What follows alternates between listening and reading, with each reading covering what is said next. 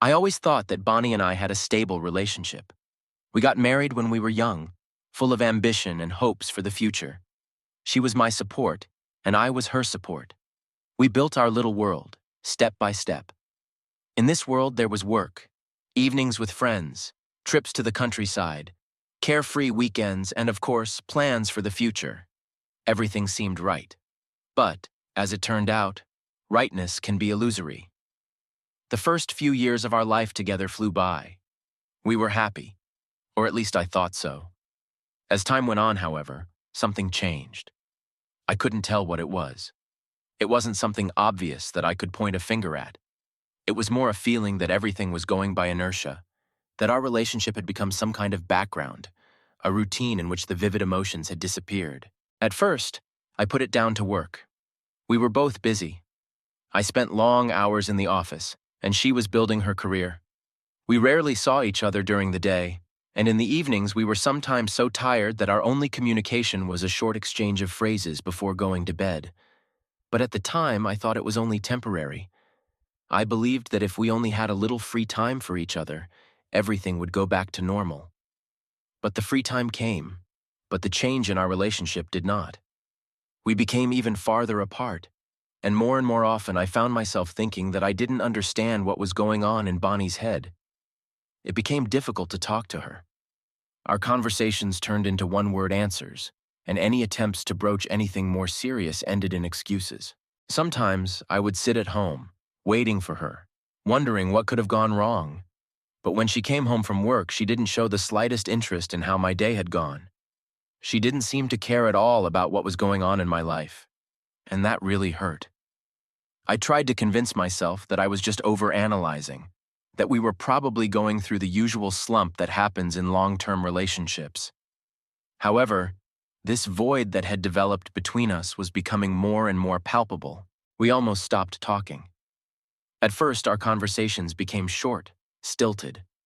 I asked questions. She answered in one-word phrases. Sometimes, when I came home early, Bonnie could just retreat to her bedroom or another room, as if she were avoiding even being physically near me. These moments accumulated, creating an unsettling feeling. I didn't know how to approach her anymore. It seemed that any attempts to make things work would be rebuffed. But the worst part was that she no longer looked at me like she used to. Her eyes used to light up when she saw me. There was a certain spark, a slight laugh that she always used to greet me at the door when I came home. But that was gone now. Every look she gave me seemed empty, like I was just a part of her surroundings. And that made the pain grow, day by day. I couldn't accept that I was losing her, even though I didn't understand how or why it was happening. One day I tried to arrange a little vacation for us. It had been a long time since we'd gotten away from the city, away from work. I suggested that she go to the sea for a couple weeks, to get away from everyday worries. It seemed like it might help us bond. But when I mentioned it, she just looked at me indifferently and said it wasn't the right time. Work, business, meetings, there were always excuses. I had to accept that the vacation was postponed indefinitely. Then there was a weekend, when I offered to spend time together, just to walk in the park or go to the nature. But even then she declined. That morning she got up before me, quickly got ready and left, saying she had some business to attend to. I was left alone, staring into the void, trying to figure out what was going on. What could she possibly have to do on a weekend when we could finally spend time together?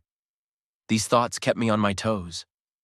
I began to notice that Bonnie often stayed late at work, coming home late and looking tired. She said it was just work problems, that it was a busy time at the office, and I tried to believe it. But something inside me still wouldn't let go of the disturbing thoughts. I wasn't the type to be jealous without reason, but the situation I found myself in gave me doubts. I decided not to bring it up right away. I wanted to sort myself out, to see if I was really overreacting. After all, everyone can have difficulties, and I didn't want to blame her for something that might not have happened. But this tension between us, this silence we lived in, was driving me crazy. I felt more and more alone in this relationship, even though we were still together. One evening, when Bonnie came home late again, I couldn't bear to ask her, "Are you hiding something from me? Why have you become so distant?" She looked at me as if it was the strangest question she had ever heard in her whole life. "What do you mean?" Her voice was dry and indifferent. "I don't understand what's going on between us. You're always disappearing somewhere, we hardly talk. Do you even want to be here?" She sighed and shrugged. "Nate, I'm just tired. I need space. Don't be dramatic." Her words cut me like a knife. Space? From me? I was ready to support her, to do everything in my power to bring back the closeness we used to have. And she was asking for space. It was another signal that things had gone wrong, but at that moment I just didn't know how to respond. I nodded silently, deciding not to continue the conversation. Bonnie went off to the bedroom, leaving me alone with my thoughts. I sat in the living room, looking at the clock, hearing her getting ready for bed behind the wall, and feeling the emptiness. An emptiness that seemed to have already become an integral part of our lives.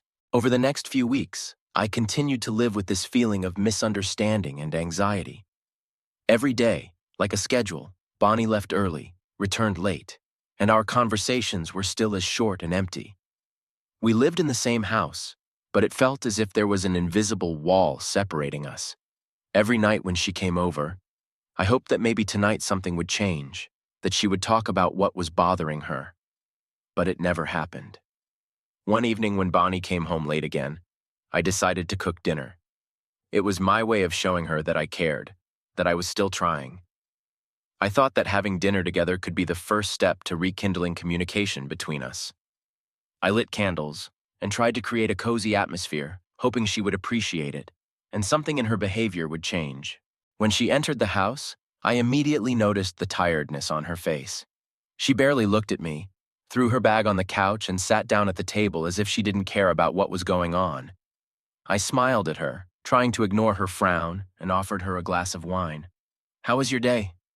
I asked, trying to keep my voice as casual as possible. "Fine," she said, not even looking at me. I felt a wave of frustration rising inside me.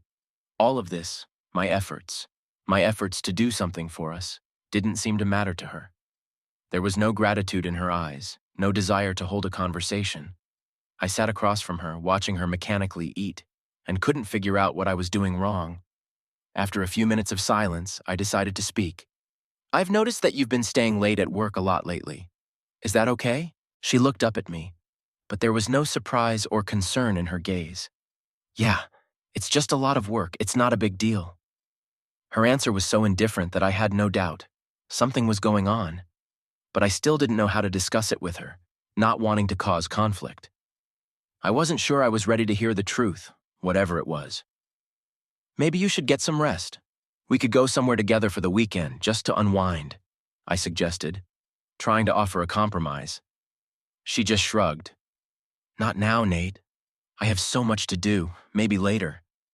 I nodded, hiding my disappointment. It seemed like every conversation we had ended with her pulling further away. She lived in her world and I stayed outside of it, watching from the sidelines as our relationship slowly faded away. After dinner, she quickly got up from the table and left for the bedroom. I was left alone, looking at the unfinished dishes and wondering what had gone wrong. I could feel the despair mixed with anger rising in me. I tried my best to make a difference, but it was all in vain. It just didn't seem to matter to her. A few more days passed, but the situation remained the same. She came home late, we hardly talked, and all my attempts to make contact were met with a wall of indifference. Sometimes I wondered if I was doing something wrong. Maybe I'm putting too much pressure on her. But every time I asked myself these questions, I was overcome with a feeling of powerlessness. I didn't know what to do. One evening when Bonnie was late again, I decided not to sit at home and torture myself with questions. I took the car and drove to our old favorite spot near the lake, where we used to often spend evenings together. It was our special place, quiet, secluded, where we could relax and just enjoy each other's company. But that evening, I went there alone. When I arrived, I got out of the car and sat on a bench, looking out at the calm surface of the water. The night was clear, the stars twinkled in the darkness, and the air was cool, refreshing. I inhaled deeply, trying to calm myself down, but thoughts of what was going on with Bonnie and our relationship kept me going. I thought back to when we first started dating, how simple and easy everything was, how we could spend hours talking about everything in the world, laughing, making plans for the future. Back then, it seemed like she was the most important part of my life, and I was hers. But now, it all seemed distant and almost unreal. As I sat on the bench, my thoughts drifted more and more into the past. I tried to find the moment when everything changed. Maybe I had stopped paying enough attention to her myself. Maybe I'd missed an opportunity somewhere to support her, or had it all happened slowly, imperceptibly, and now it was too late to change anything. Finally, when I realized that the cold of the night was becoming too penetrating, I returned home. The house was dark, and I realized that Bonnie hadn't returned yet. The clock showed it was getting late, and I began to worry. But the anxiety was of a different kind, not the kind you feel when you worry about the safety of a loved one. It was the feeling of deep emptiness and loneliness when you realize that the person you love may not be with you for a long time. Several hours passed before Bonnie finally showed up. I was sitting in the living room when I heard the front door open. She walked quietly into the house as if she didn't want me to notice her. I turned to her, and our gazes met. "Where have you been?" I asked, not trying to hide the worry in my voice. "Working," she answered as indifferently as ever. At that moment, I realized something was wrong. It wasn't just fatigue or stress from work. Something deeper. Something she didn't want to talk about. But I couldn't ignore it anymore. I knew I couldn't do it if I kept living in that uncertainty. "You're hiding something from me, Bonnie. I can feel it," I said, trying to speak calmly, though my emotions were raging inside me. She froze for a moment, and then, without looking up at me, she said quietly, "Nate, I don't want to talk about this right now." Her words, her tone, all of it only heightened my suspicions. I needed to figure out what was going on, but I felt like if I pressed her, she'd shut down even more. I decided to take a step back and give her time, even though it wasn't an easy decision to make. "Okay," I said, "but we can't live like this forever. Do you understand that?" She nodded and went into the bedroom, leaving me alone. I sat on the couch, staring into the darkness, feeling my hopes of saving our marriage begin to fade.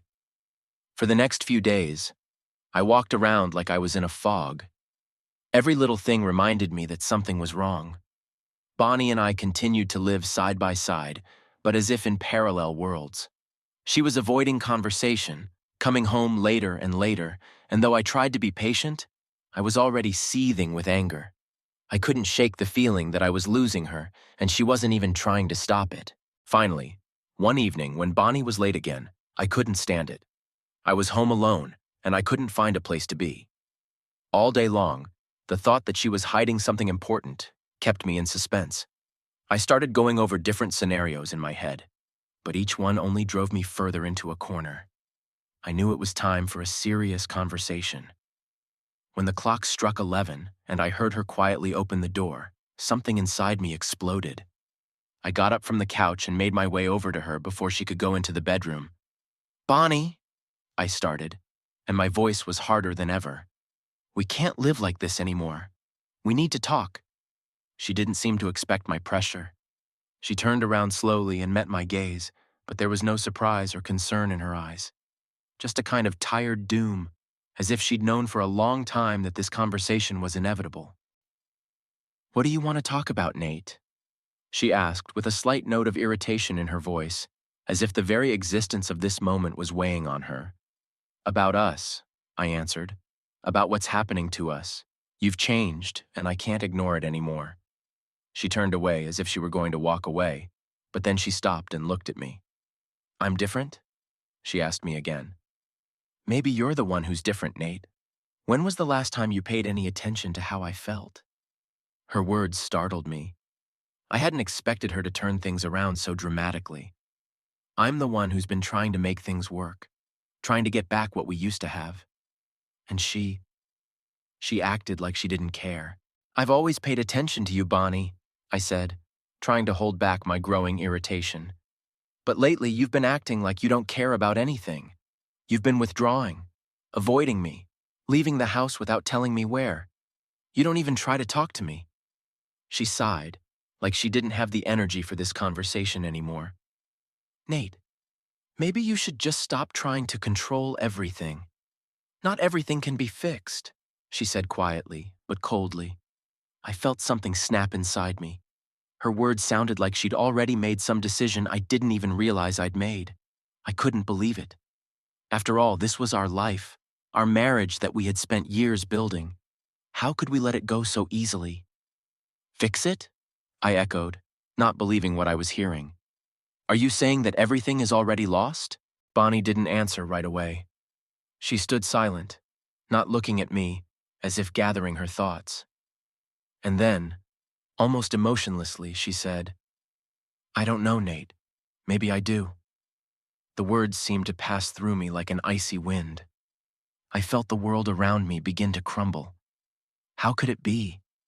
We'd always been together, always found ways to work things out, and now she just stood in front of me and told me that all could be lost. And the worst part was, there wasn't an ounce of regret in her voice. I took a deep breath, trying to pull myself together. You can't just say that and walk away, Bonnie. We have to deal with this. I can't believe it's gotten this far.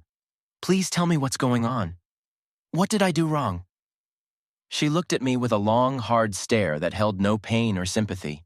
It's not a matter of what you did, Nate. It's just, I'm tired. I can't pretend everything's okay anymore. Pretend? I questioned, feeling the despair building inside me. So what's been going on all this time then? Were you pretending? I tried, she answered, shrugging. I really tried, but I can't do it anymore. Her indifference was unbearable. I was standing in front of her, all torn up with emotion, and she seemed to be just stating a fact, as if it were a small thing. Her calmness, her lack of emotion, only made me angrier. But why? I was beginning to lose control of myself. Why didn't you just tell me? We could have done something. We could have fixed this. You used to love me, Bonnie. Doesn't that mean anything anymore? She sighed and lowered her eyes. I don't know, Nate. Maybe I did love you once. But now? I don't feel the way I used to. Every word she said was like a punch. I felt devastated.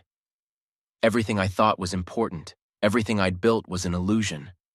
She was just tired and had decided to give up, not even trying to fight for us. We stood in silence, and I didn't know what to say. Emotions raged inside me. Anger, despair, pain. I wanted to shout something to her, something to say to make her realize how much this was all hurting me. But the words stuck in my throat. I just stared at her, trying to find something to bring us back together. I don't know what to tell you, Nate, she finally said, breaking the silence. I just can't be in this relationship anymore. I've tried, but it's not working for me anymore right now. I felt my hands clench into fists. Only one question resounded in my head. How did this happen? How could I not have noticed it? After all, everything seemed normal. Yes, we had difficulties, but after all, everyone has difficulties. We could have handled it. We should have been able to handle it. But she didn't give us a chance. So now what? I'm having trouble saying it. You're just going to walk away? She looked at me, her eyes a strange mixture of tiredness and indifference. I haven't decided yet, she said. Those words broke me completely. I couldn't fight anymore. All my attempts to save our marriage, all my hopes that everything could be brought back, had collapsed. She stood in front of me, my wife, the person I trusted most in the world, and said she hadn't decided whether to leave. Okay, I said, feeling everything inside me snap. But when you decide, let me know. I turned around and went into the other room, not wanting to see her again. At that moment, I realized that our marriage was probably over. After our conversation, the house was filled with a kind of cold silence. Bonnie no longer tried to explain or discuss what had happened. We continued to live under the same roof, but each of our days was like a blurred black and white movie with no one playing a leading role. She did her thing, I did mine, and we hardly crossed paths even when we were near each other. I was depressed, feeling empty. It was as if my whole life, all the meaning I'd given to our marriage, had dissolved into this icy indifference with which Bonnie perceived everything that was going on. I tried to find something to do, to distract myself. I worked more than before, stayed in the office for long periods of time. Sometimes I went to the gym, but even physical activity could not dull the pain that had settled deep inside me. Every time I came home, I was greeted by emptiness. Bonnie might have been home, but it made no difference.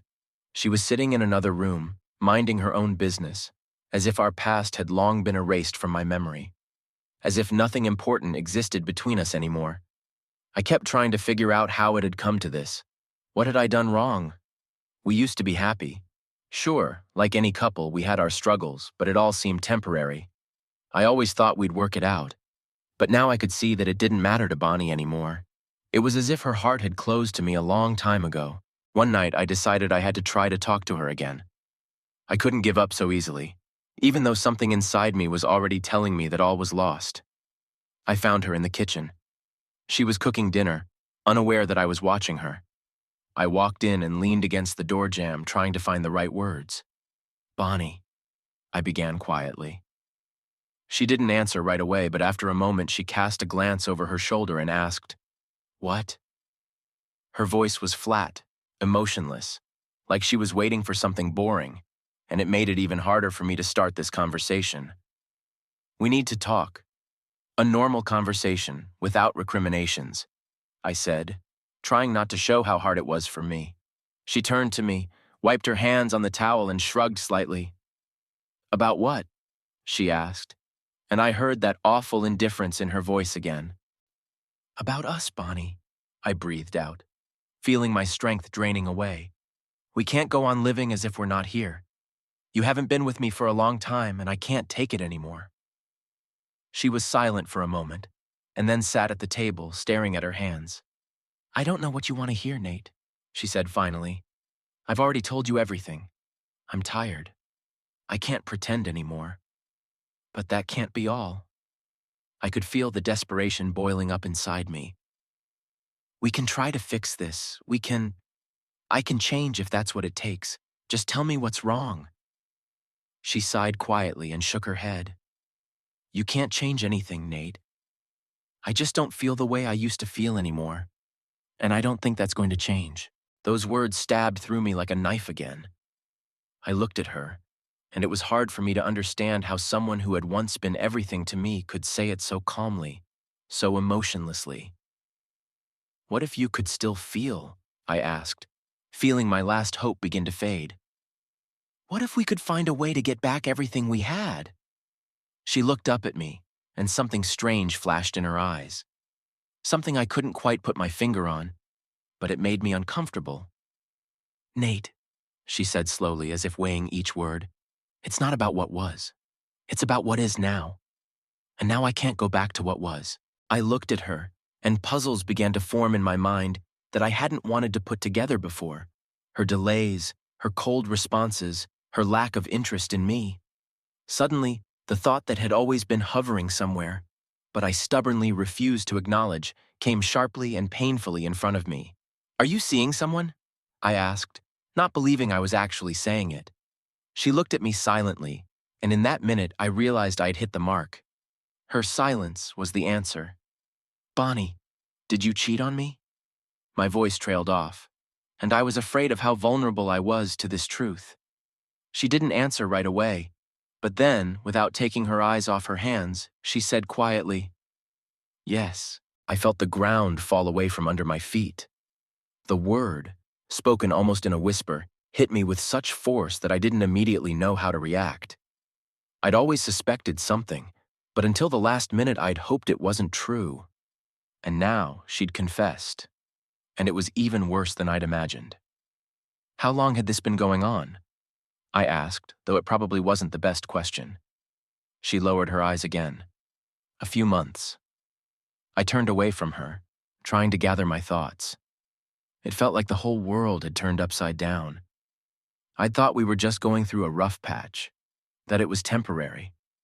But it turned out to be more than just a temporary hardship. "Who is he?" I asked, feeling like it was a question I didn't need to ask, but I couldn't stop myself. "It doesn't matter, Nate," she said, and there was genuine weariness in her voice. "It wouldn't change anything." I stood there staring into the void, and I couldn't believe what was happening.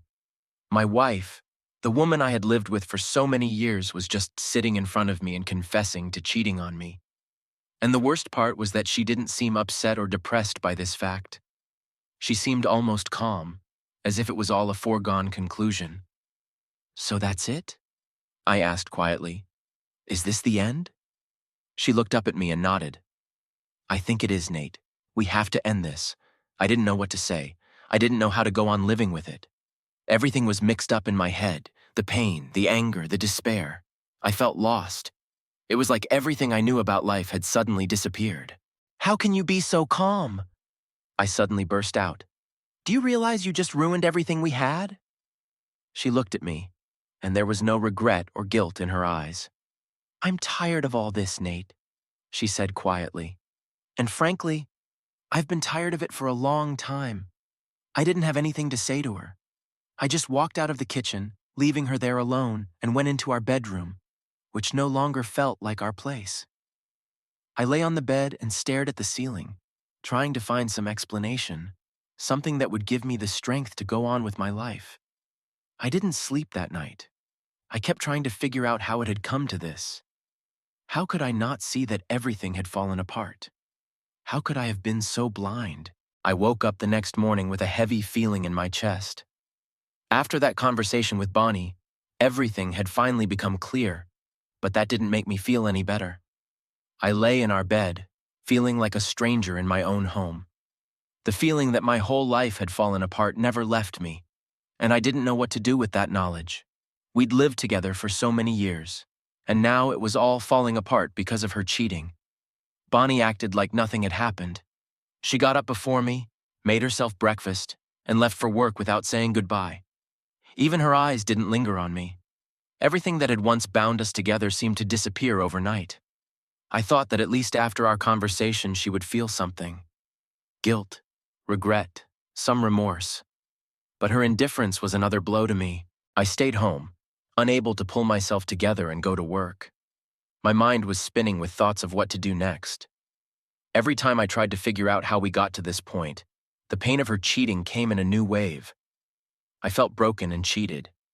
Like all the years we'd spent together didn't matter. And the worst part was that she didn't seem to feel any responsibility for what she had done. That day, I decided to call my best friend, Mike. He was the person I shared everything with. We had known each other since we were kids, and I knew he would understand me, even if it was hard for me to tell everything at once. I dialed his number, not knowing exactly what I was going to say, but I needed to get it out. "Hey, Nate, what's up?" Mike asked when he heard my voice. He knew right away that something was wrong. "Mike, I need to talk," I started, my voice shaking with emotion. "Sure, bro. Is it something serious? You sound like the world has come crashing down." I was silent for a moment, trying to collect my thoughts, and then it all came out. "Bonnie. She cheated on me, Mike. She confessed yesterday." There was silence on the other end of the line, and then Mike cursed quietly. "Shit, Nate, I'm sorry," he finally said. "How did this happen? Did you have a hunch about it?" "Yeah, I sensed something. Things have been weird lately. She's been distant. But, I still wasn't ready for it. When she said yesterday that it had been going on for months, I didn't even know how to react to it. It's awful. Look, you don't have to be alone right now. Do you want me to come over? We can go somewhere, just to distract ourselves." I sighed, realizing that the company of a friend would really be a lifesaver right now. "Yeah, let's meet up," I said, feeling relieved that I wouldn't have to stay in this house alone. We agreed to meet in a couple hours. I showered, got ready, and left the house, though I was still raging inside. I needed at least some distraction from this horror that had descended upon me. When I met Mike at the coffee shop, he immediately recognized the state I was in. We sat down at a table in the corner, and he ordered us each a coffee. "Tell me what's going on," he said, and I felt like I could finally talk. I told him everything, from how long I'd felt something was wrong to Bonnie's confession yesterday. Mike listened intently, not interrupting, and when I finished, he took a deep breath. I always thought you and Bonnie made a good couple," he said. "I never realized she could do that." "I thought so too," I said, but I guess we were both wrong. It's her indifference that kills me the most. She just told me about it, that's all. No apology, no regret. As if it didn't matter. Mike shook his head. That's weird. I've seen Bonnie a few times, and she seemed so loyal. What the hell went wrong? I shrugged, not knowing how to answer that question. She said she was tired, that she no longer felt the way she used to, and that it had nothing to do with me. But I can't believe it's that simple. Are you sure it has to do with just this one person? Mike squinted his eyes, wondering. Maybe she was leading a double life and you didn't even realize it. I don't know, Mike. Maybe. But I don't care who it was anymore. What kills me is that she just refused to fight for us. Do you understand? She didn't even try to save anything. Mike nodded, realizing that this was the most painful thing for me. I understand, brother, and I'm sorry for what happened. But what are you going to do now? I wondered. That question had been on my mind ever since Bonnie had confessed to cheating on me. I couldn't just go on with my life as if nothing had happened. But it didn't seem possible to break it off in an instant either. We'd shared a life together, so many things that bound us together. I don't know, I said honestly. On the one hand, I didn't see the point in continuing. She'd obviously stopped taking our marriage seriously a long time ago. But on the other hand, it's not that simple. Mike nodded glumly. Yeah, I understand. Look, you could take a break. Go somewhere else for a while to think things over. Don't make decisions in a state of rage or desperation. Maybe you're right. But you know what the weirdest thing is? I said, looking at my friend. I feel like such a fool. For so long I didn't see the obvious. I just couldn't believe she was capable of cheating. I mean, we've always been open with each other. Mike nodded again. Nate, sometimes people change. It's not your fault you didn't see it sooner. You trusted her because that's the way it was supposed to be. That's normal. His words made me feel a little better. Really, I was doing what anyone who trusts their partner would do. I couldn't blame myself for that.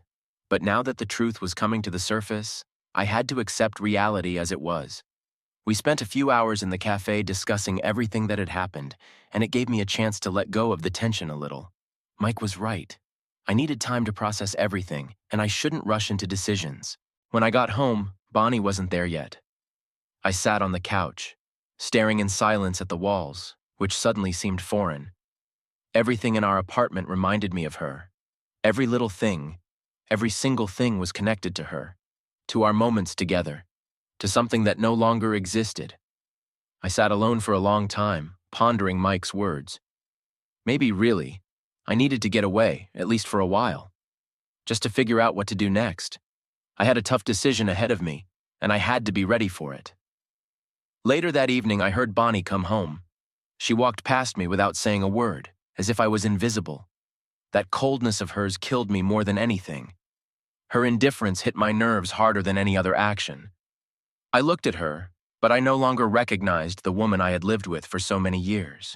A few more weeks passed after that conversation with Bonnie, but I still couldn't get my head together to do anything about it. It was as if time had stopped. Every new day reminded me of her betrayal. There was a cold, lingering silence in our house. We hardly spoke at all. Even if Bonnie tried to maintain a semblance of normalcy, I couldn't be there for her as if nothing had happened. Everything felt like a lie, soaked in her betrayal. Every time I looked at her, the same question came into my head. Who is he? I couldn't understand why she still hadn't told me the name. Maybe she thought it would make me feel better, that if I didn't know, I could somehow accept it. But it only made the pain worse. Not knowing who this person was made me feel like I was wandering in the dark, trying to find answers where there were none. One night, I found myself thinking about it again. Our bedroom was silent. The only thing I could hear was the clock on the wall ticking away the seconds. I was lying on the bed, staring at the ceiling, wondering why she hadn't told me the truth before the end. Bonnie was in the room too, sitting in a chair with a book, but I knew she wasn't reading. We were both pretending that everything was fine, even though we each knew it was far from the truth. I decided to talk to her, to start that hard conversation again, even though I knew her indifference would be unbearable. Perhaps I wanted some explanation, some indication that she still felt anything but indifference. Bonnie, I called to her quietly, but loud enough that she couldn't ignore it. She raised her head, looked at me over her glasses, and frowned slightly. "What?" she asked with the same cold tone I'd been hearing lately. "You still haven't told me who he is." I didn't look at her as I continued to study the cracks in the ceiling. "Why aren't you telling me?" She sighed and took off her glasses, rubbing the bridge of her nose irritably. "Is it really important? What would change if you knew his name?" "Everything," I answered firmly. "It's important to me. Do you have any idea what it's like to wonder every day who it was that ruined our marriage?" She was silent for a moment, as if she were weighing whether to answer that question at all. Finally, I heard her quiet, almost indifferent voice. "His name is Jason." Hearing that name, I felt confusion wash over me. The name didn't evoke any emotion from me, because I didn't know any Jason. I tried to remember if there was anyone with that name in our surroundings, but no one came to mind. I raised myself up on my elbows and finally looked at her. "Jason? Who's that?" "Just Jason," she answered, as if it were completely obvious. "We met a few months ago. It doesn't matter, Nate. I've told you before. Nothing will change even if you know his name." She put her glasses back on and tried to go back to reading, but I couldn't let it go. "Why didn't you tell me right away?" I asked, keeping her in the conversation. "Did you think it would somehow make a difference? Did you think it would make me feel better?" She threw the book back on the table irritably and looked at me, her voice sounding slightly annoyed. "I didn't speak because I knew it wouldn't make any difference. You realize that our relationship isn't what it used to be. This isn't about Jason. It's about us." "No, Bonnie, this is about Jason!" I almost shouted, unable to hold back the anger that had built up. "You betrayed me with another man, and I have a right to know who he is!" She stared at me like I was a child who couldn't understand the simple truth. The condescending look on her face made my pain even more unbearable. "Okay," she said coldly. "His name is Jason, and yes, we've been dating for months. You wanted to know? Now you know. Now what?" Her words hit me with such force that I couldn't answer right away. She said it so calmly, so indifferently, that it was clear to me that she really didn't care. She wasn't trying to fix anything. She had made up her mind long ago. "Now I know," I answered quietly, feeling my strength leaving me. Bonnie picked up her book again, returning to her usual indifference, and I sank into my own thoughts. Jason. The name was now a symbol for me of all that had been shattered. I didn't know who he was. I didn't know what he looked like. But I knew that this man had taken my wife from me. The next day, I decided to find out more about Jason. Maybe it was stupid, but I couldn't just sit back. I asked my coworkers at work if there was anyone I knew with that name. It took a few days before one of them remembered knowing a Jason A. man who worked at a neighboring company. His descriptions matched what I had imagined. Jason was an ordinary middle-aged man, unremarkable. He was married, which surprised me, since Bonnie had never once mentioned that her lover was married. This discovery got me thinking. That evening back home, I couldn't resist asking her directly, "Did you know Jason was married?"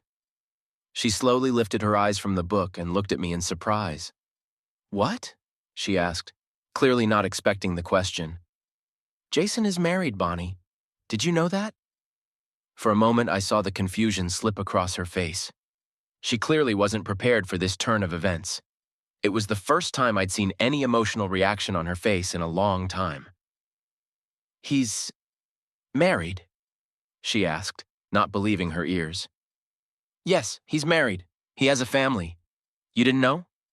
Her gaze turned cold, and she lowered her eyes, avoiding my question. I felt something inside her begin to break. Her indifference was cracking. "No," she answered quietly, as if admitting defeat. I didn't know. At that moment, I saw her consider the consequences of her actions for the first time since her confession. Maybe she'd thought that her relationship with Jason was more than just an affair, that it had a future. But now that illusion had crumbled. Bonnie was faced with the fact that her lover was as much of a fraud as she was. She got up from her chair and walked across the room, clearly having lost her confidence. She now seemed confused and vulnerable, as if her whole life had lost its meaning. Why didn't you tell me before? I asked, feeling that this conversation was going to be final. Because I thought that. Her voice shook. I thought we could make something work with him. I thought I could walk away from you, that it would be real. But now you know he has a family. Now what? She stopped, looked at me, and for the first time in a long time, I saw fear in her eyes. Fear that she might be alone. All the indifference she'd been showing was gone. I don't know, she whispered. I don't know what to do now. Her confession did not bring me satisfaction. I looked at her, and there was no more anger inside me, only devastation. She had destroyed everything we had, and now she realized that her new future had crumbled into dust too. After that conversation with Bonnie, something changed in her. She had become much quieter, as if the confidence and indifference she'd harbored for so long had disappeared. Her steps around the house became more cautious, and her gaze avoided mine. She stopped lingering outside the house, not spending evenings in her room, but more often sitting in the living room with a book or just staring into the void. But it wasn't an attempt to get closer to me. No, her coming home was forced, like a person who'd lost her bearings. She didn't have Jason anymore, but I wasn't someone she could come back to. With each passing day, I noticed her withdrawing into herself. Even the indifference that had pushed me away for so long was replaced by a strange detachment. Sometimes I caught myself thinking that, in spite of everything, I felt sorry for her. Pity that she'd ruined her life for something ephemeral, but not sorry enough to try to hold on to her again. One evening, a few days after our conversation, she came up to me. I was sitting in the living room with a cup of coffee, watching TV. The news was flickering on the screen, but I was barely listening.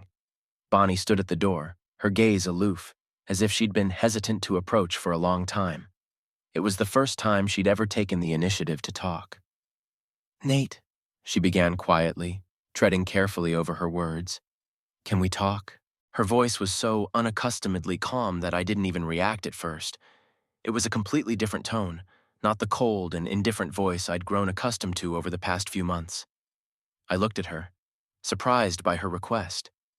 I saw something new in Bonnie's eyes, something that hadn't been there in a long time. She looked lost. What do you want to talk about? I asked, keeping my eyes on her. She slowly came closer and sat on the edge of the chair opposite me, her hands folded in her lap. She was silent for a few seconds before she spoke. About Jason, she said. Her voice shook, but she tried to hold it together. And about what I did. I put the cup down and turned to her. Those were words I hadn't expected to hear from her. All the chaos between us seemed to have brought her to a realization. But what kind? I wasn't sure I wanted to hear an explanation. No matter what she said, it wouldn't change what had happened. Still, I was willing to hear her out. Okay, I said calmly. Go ahead. She fixed her hair nervously, trying to find the words. When I found out Jason had a wife, she began, I felt so cheated. I was so sure he felt something for me too. I thought we could have a future together. But it turned out I was just a temporary part of his life. He was just using me. Listening to her, I couldn't believe my ears. It sounded like she really hoped that her affair with a married man was something serious. I couldn't hold back a bitter chuckle. Are you serious, Bonnie? I asked. Did you think all this time you had a future? That he would leave his wife for you? She averted her eyes and fell silent. I knew those words hurt her, but there was truth in them. Jason was just a temporary distraction, an escape from reality. But she'd chosen to make him the center of her life, destroying ours. Perhaps she was realizing that now. Yes, I thought so, she admitted at last, struggling to say each word. I thought he and I had something real. But when I found out the truth, I realized how wrong I was. I'd destroyed our family for an illusion. I looked at her and felt a strange mix of emotions. On the one hand, I was disgusted that she had so easily betrayed our relationship for someone else. On the other, her confession, albeit belated, showed that she had finally seen the true face of her mistake. And now what? I asked, not hiding the tiredness in my voice. What do you want me to say? She was silent again, studying her hands as if she were afraid to meet my gaze. "I don't know," she whispered. "I just don't know what to do now." Her voice sounded like she was on the verge of tears. But the tears never came. Her indifference was replaced by confusion, but it wasn't replaced by remorse. And that angered me the most. She may have realized her mistake, but she still didn't understand that there was no going back. "Do you want me to forgive you?" I asked her bluntly, looking into her eyes. She pressed her lips together and shook her head. "No," she answered quietly. "I know you can't forgive me." It was true. Forgiveness wasn't something I could offer her, even if I wanted to. Everything that had happened had left scars too deep, and even if I could forgive her, I couldn't forget that she'd chosen someone else over me. "Then what?" I insisted, feeling like we needed to be clear about this all the way through. "Do you want to come back to me just because Jason has a wife? Because he left you?" She seemed ready to say something but changed her mind. An awkward silence filled the room. I realized that her silence was the answer. This whole situation boiled down to one thing. Bonnie was alone. Her lover was not the man she had imagined him to be. And now that she had no one, she was looking for something to hold on to. And that something was me. "You want to go back because you're afraid of being alone," I said, not hiding my bitterness. Her eyes met mine for a moment, and I saw the truth crash into her. She lowered her gaze and nodded silently. It was confirmation of what I already knew. She didn't need me. She just didn't want to be alone. "I can't do this, Bonnie," I said, feeling something inside me clench with pain. "I can't be a backup for you."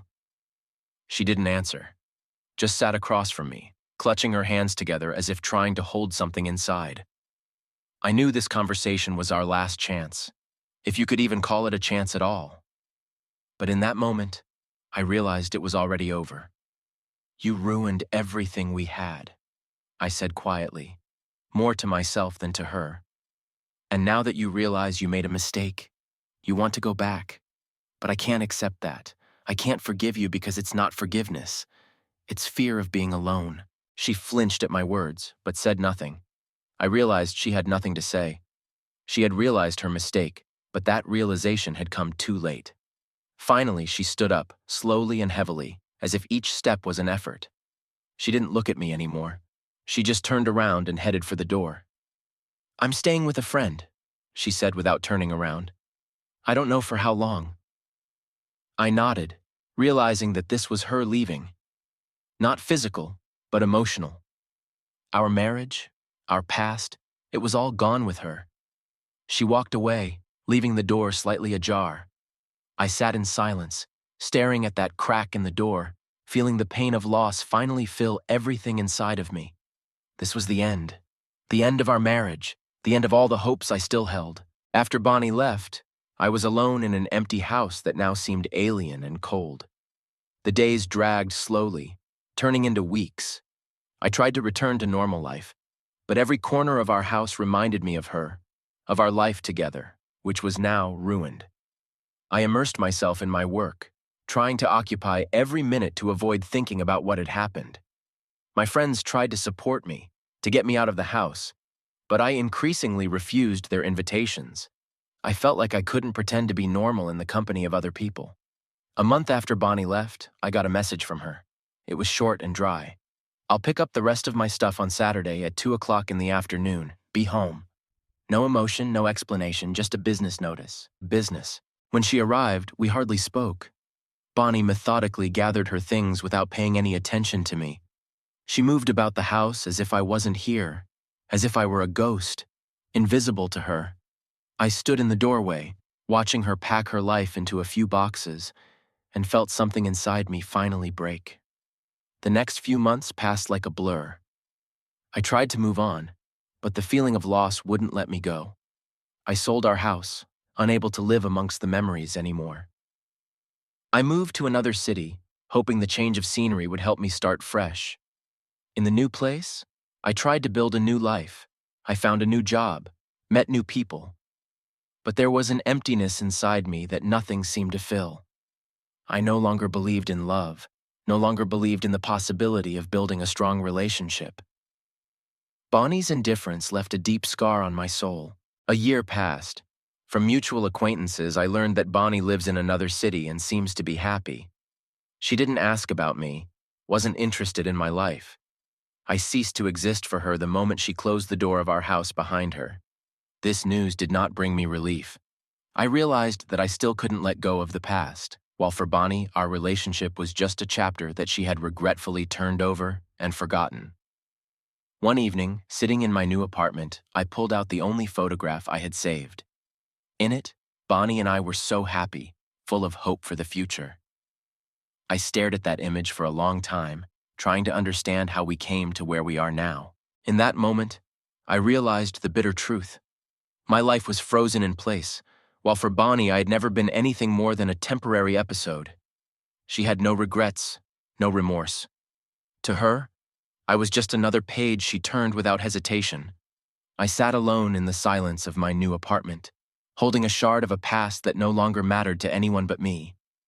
And in that moment I realized that the hardest part of the story wasn't Bonnie's betrayal, or the ruined relationship, but the realization that I had never really mattered to her. Everything I considered real and valuable to her was just a fleeting episode, not even worth remembering.